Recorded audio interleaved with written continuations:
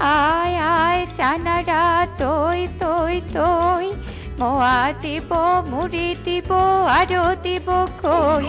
আ আ আ। সুন্দর এই বনটির নাম ছিল সুন্দরবন। বনটি ছিল নামের মতোই সুন্দর। ধনী গরিব সবকিছু মিলিয়ে ছিল সবার বসবাস। বনের পাশেই ছিল মানুষদের গ্রাম।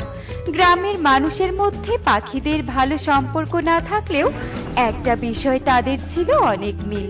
তা হলো পক্ষীকুলার মানব গ্রামের ছানারা মাঝে মাঝেই হারিয়ে যেত। কালু, সেই তো ডাকতে ডাকতে এতক্ষণে রিক্সা নিয়ে বের হলে, এখন আবার মেয়েকে নিয়ে বের হচ্ছ মানে কি? হ্যাঁ, তুমি জানো না আমাদের বনের ছানারা হারিয়ে যাচ্ছে? হারিয়ে যাচ্ছে তো আমি কি করব শুনি? আমি কি গোয়েন্দা নাকি? না, তোমাকে গোয়েন্দা হতে বলিনি আমি। আর তোমার মতো অলস্তা হতেও পারবে না কখনো। কিন্তু তোমার মেয়ের দায়িত্ব কে নিবে শুনি, যদি তোমার মেয়েকে কোনো বাচ্চা চোর নিয়ে যায়? উফ কাকুলি, এত ভনিতা না করে বললেই তো পারো যে কুহুকে স্কুলে পৌঁছে দিতে হবে। কুহুমা, রিকশায় উঠে বস। বাবা মায়ের এমন ঝগড়া তর্কের মাঝে কুহু এসে রিকশায় বসে আর তারা রওনা দেয় স্কুলের দিকে। এমন সময় টনি তাদের জানালা দিয়ে দেখতে পায়। কালু দাদা, ও কালু দাদা, কালু দাদা। উফ বাবা, আবার কোন ঝামেলা এলো? হ্যাঁ রে টুনি, বল তুই আবার কি বলবি? বলছিলাম কি দাদা, তুমি তো স্কুলের দিকে যাচ্ছ, আমার মেয়েকেও একটু নিয়ে যাবে গো, তাহলে আমি আজ কাজে যেতে পারতাম। ই, তোর কি এটা স্কুল ভ্যান মনে হয় নাকি? শোন টুনি, এটা আমার প্রাইভেট রিক্সা, তাই সুযোগ নিতে আসবি না। কালু আঙ্কেল তো চলে গেল, তাহলে তুমি এখন কাজে যাবে নাকি আমাকে স্কুলে রেখে আসবে? আমি বরং একাই আজ স্কুলে যাই মা। না না, তোকে আমি একা কিছুতেই ছাড়বো না মা। টনি মেয়েকে নিয়ে স্কুলের দিকে রওনা দেয়, কারণ বনে এখন মাঝে মাঝে ছানা হারিয়ে যেত আর বনের পাখিরা হতাশার মাঝে দিন পার করছিল। হায় সৃষ্টিকর্তা, এভাবে প্রতিদিন আমার কাজে যেতে দেরি হচ্ছে জন্য কাজ করতে পারছি না, ঘরে আর কোনো টাকাও নেই। এবার তবে আমি কি করব? কি খাবো মেয়েকে? মেয়ের পড়াশোনার দিকে তাকালে কাজে যেতে পারছি না। যাই, মোড়লের কাছে যাই তবুও। আরে টুনি, তুই অসময় কাজে? আসলে মোড়ল মশাই। থাক, তোকে আর বাহানা দিতে হবে না, তোকে আর কাজ করতে হবে না। প্রতিদিন তুই অর্ধেক বেলা কাজে আসবি, এসব আমি মেনে নিব না। না না মোড়ল মশাই, এসব আমি ইচ্ছে করে করিনি, আপনি আমার কথা শুনুন। মোড়ল টুনির কোনো কথাই শোনে না আর টুনিকে কাজ থেকে তাড়িয়ে দেয়। টুনি ভীষণ কাঁদতে থাকে আর বাড়িতে চলে আসে। আর এভাবেই দুদিন কেটে যায়। রাতে আমার বড্ড খিদে পেয়েছে, আমাকে কিছু খেতে দাও মা, আমি যে আর হাঁটতেও পারছি না। তোমারও তো খিদে পেয়েছে মা? আমার খাওয়ার কথা বাদ দে রে মা, তোর খাওয়া হলেই আমার শান্তি। কিন্তু তোকে যে দুমুঠো খাবার আমি দিব, সেটাও তো ঘরে নেই। হায় সৃষ্টিকর্তা, আপনি সাহায্য করুন।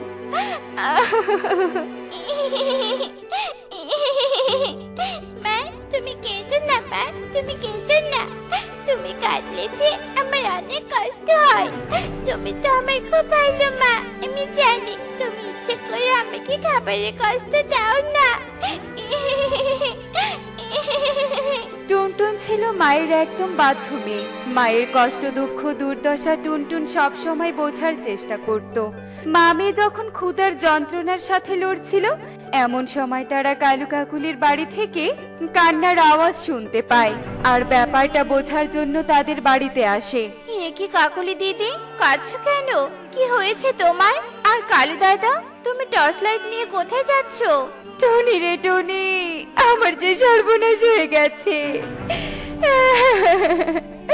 আমার একমাত্র কন্যাকে যে কোথাও খুঁজে পাচ্ছি না। আজকে কালু আর আমি কাজে থাকায় ওকে স্কুল থেকে আনতে পারিনি। বাসায় দুজন ফিরে দেখিও আসেনি। আরে টুনি, তুই কাকুলিকে দেখে রাখ, আমি কুহুকে খুঁজতে যাচ্ছি। কালু টুনিকে বাড়িতে রেখে তার মেয়েকে খুঁজতে যায়। এদিকে সুখী ময়ূরীও কাঁদতে কাঁদতে কাকুলির বাড়িতে আসে। তোর মেয়ে কি বাড়িতে আছে? আমার পাড়েলার মোটু শিখেছে, কোথাও খুঁজে পাওয়া যাচ্ছে না। সে কি তোমাদের মেয়েও নেই? হায় হায়, একসাথে এতগুলো বাচ্চা কিভাবে হারিয়ে যায়? না না, এভাবে আর কতদিন আমরা ভয়ে লুকিয়ে থাকবো? এর একটা সমাধান করতেই হবে। তুই ঠিক বলেছিস টনি, আমার মেয়ে ছাড়া যে আমার আর কেউ নেই। এভাবে কতদিন আর হাত গুটিয়ে বসে থাকবো? শান্ত হও তোমরা, শান্ত হও। দেখবে একদম সব ঠিক হয়ে যাবে। তোমরা ঠিক তোমাদের ছানাদের ফিরে পাবে। এবার বাড়ি গিয়ে বিশ্রাম করো তোমরা। টনি মায়েদের সান্ত্বনা দিতে থাকে, কিন্তু মায়ের মন কি আর এমন সান্ত্বনা মানে? মায়েরা ছানার শোকে ভীষণ কাঁদতে থাকে।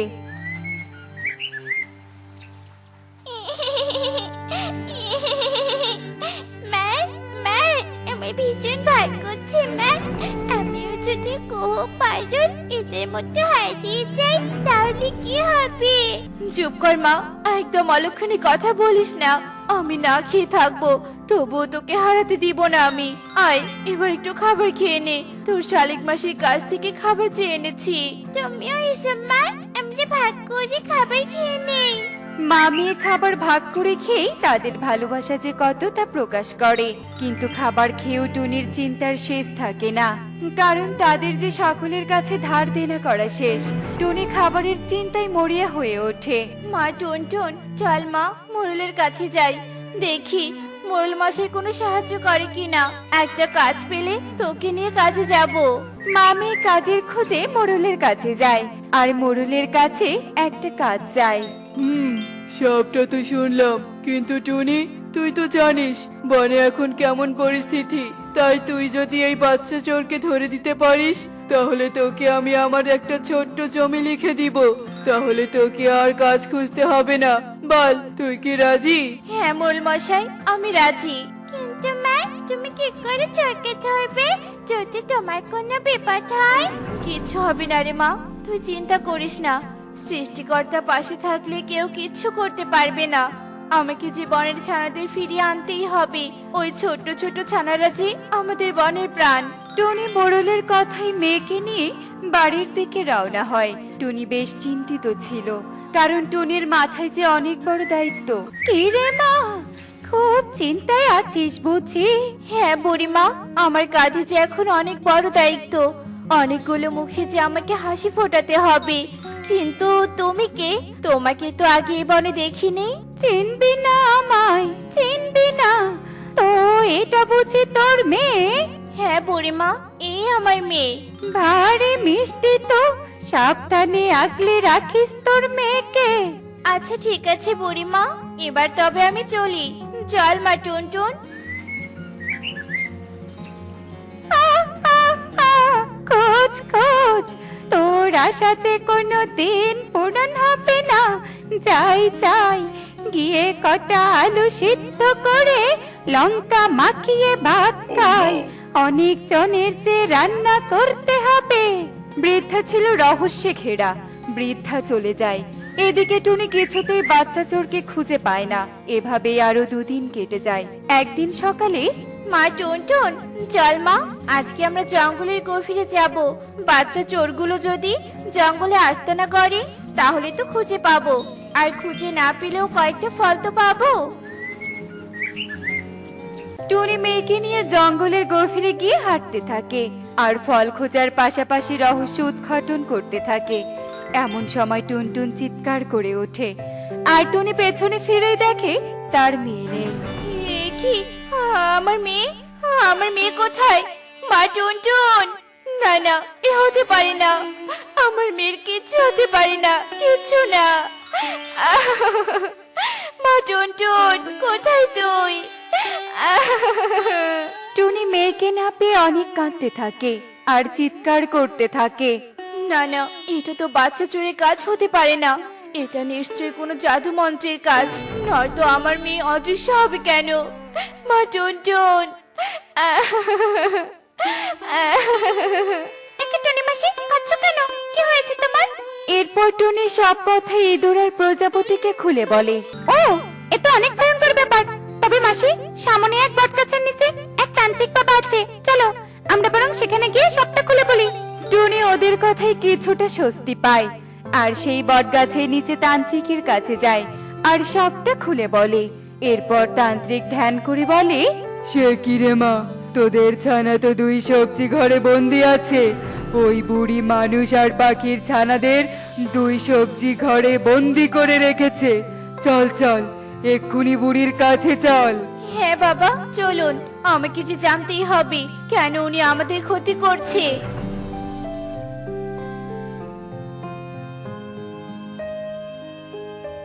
একি তোরা তোরা এই গরিবের বাড়িতে? তোর কর্মকাণ্ড আমাদের নিয়ে এলো শয়তান বুড়ি। এবার বল, কেন ওদের বন্দি করেছিস? আর ছেড়ে দে ওদের।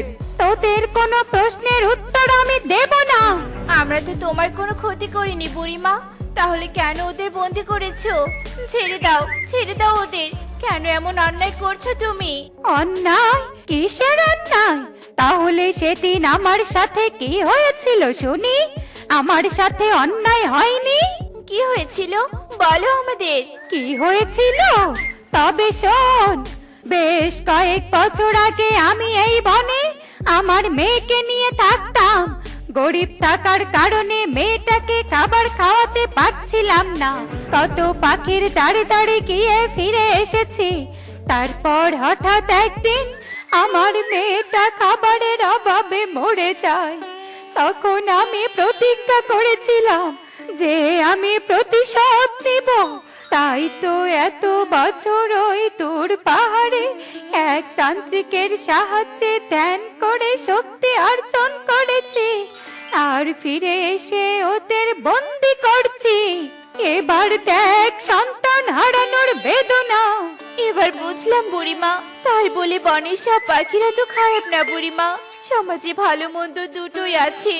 তুমি ওদের ক্ষমা করে দাও আর ছেড়ে দাও। তুমি তো নিজেও সন্তান হারানোর কষ্ট বোঝো। আমি প্রতিজ্ঞা করছি আমরা ভালো পাখি হওয়ার চেষ্টা করব। টুনির কান্নায় বুড়ির মায়া হয় আর সে সবাইকে ছেড়ে দেয়। এরপর টুনি সব ছানাদের তাদের মায়ের কাছে পৌঁছে দেয়। বনে আবার শান্তি চলে আসে আর টুনি উপহার স্বরূপ জমি পায়।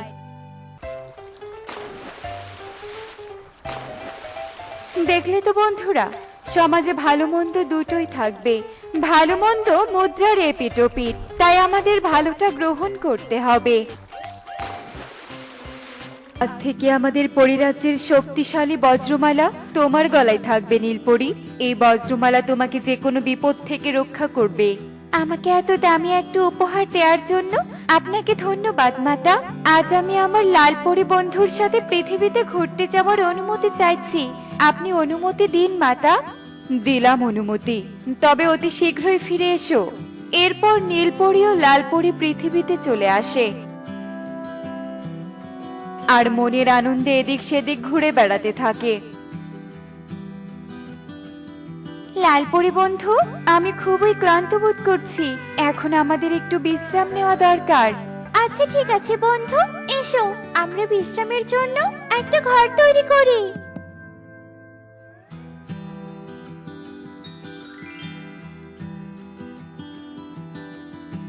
যাও বন্ধু, তুমি ঘরে গিয়ে বিশ্রাম নাও আর আমি তোমাকে পাহারা দিচ্ছি।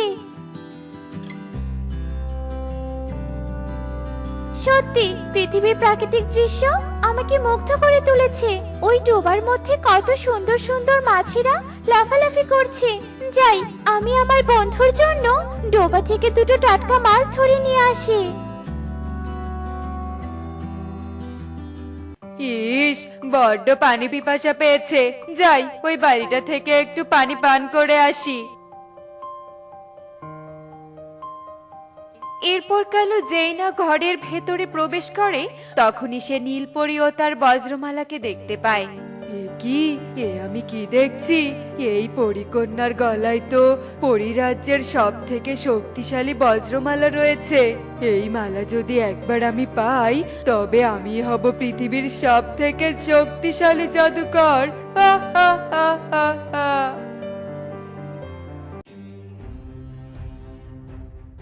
ওরে বাবারে, এই মালার কাছে তো আমি সহজেই যেতে পারছি না। আমাকে অন্য কোনো উপায়ে এই মালাটা ছিনিয়ে নিতে হবে। এরপর কালু তার কাপড়ের ঝোলা থেকে মন্ত্রভুক্ত পানির বোতল বের করে আর বজ্রমালার উপর ছিটিয়ে দেয়। এরপর নীলপরীর গলা থেকে বজ্রমালার হার ছিনিয়ে নেয়। রিং বিরিং তিরিং ছট, পরিকন্যা এক পাখি কন্যা হয়ে যা ছটফট। এ কি, পরিকন্যার একটা ডানা কালো হলো কেন? ধুর ধুর, এত ভেবে কাজ নেই। এখন আমি একে জঙ্গলে ফেলে দিয়ে বাড়িতে চলে যাব। হা হা হা হা হা। এরপর কালু বজ্রমালাটা গলায় পড়ে নেয় আর পাখি কন্যা রূপী নীলপরীকে নিয়ে জঙ্গলে চলে আসে আর পাখি কন্যা রূপী নীলপরীকে জঙ্গলে ফেলে রেখে চলে যায়।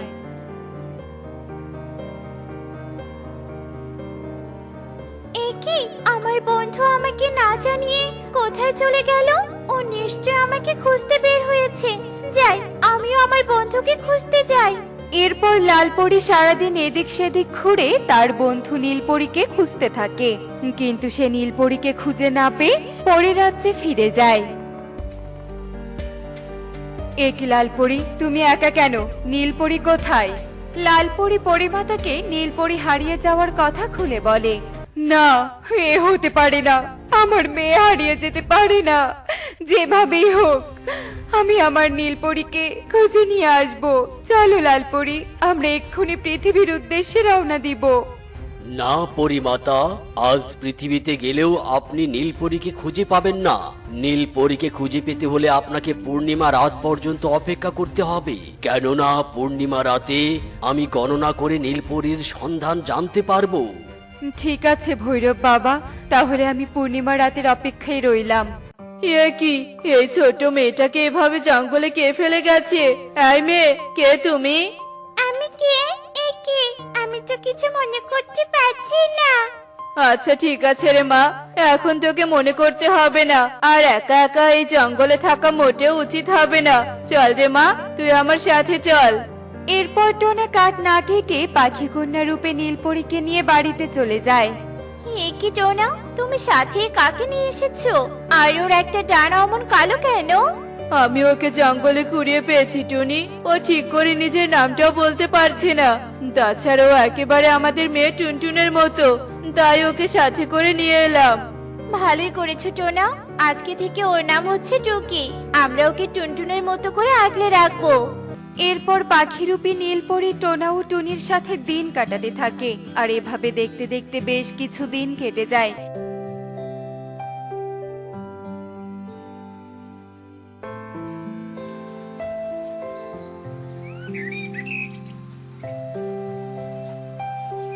এদিকে দেখতে দেখতে পূর্ণিমার রাতও চলে আসে।